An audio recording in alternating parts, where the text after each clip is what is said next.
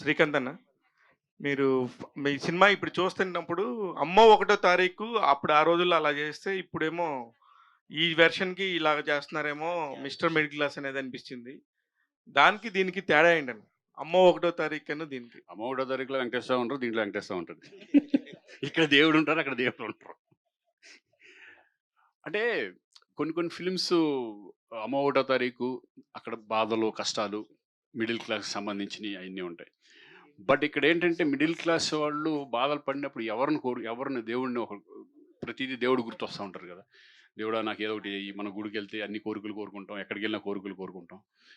అట్లాగే ఒక భక్తుడు ఒక భగవంతుడిని ఏం కోరుకున్నారు, ఆ భగవంతుడు నిజంగా భక్తికి మెచ్చి ఈయనకి ఏమి ఇచ్చాడు అనేది ఆ టైప్ ఆఫ్ ఫన్నీగా ఒక ఎంటర్టైన్మెంట్గా ఉంటుంది. అలాగే దీంట్లో ఏంటంటే ఒక మంచి మెసేజ్ కూడా ఉంటుంది. అంటే ఇచ్చిన దాన్ని సరిగ్గా వినియోగించుకోవడం అనేది మీ ధర్మం, అది మేము ఇచ్చినా కూడా అటువంటి అన్ని అన్ని చాలా మంచి మంచి డైలాగ్స్ చాలా బాగుంటాయి.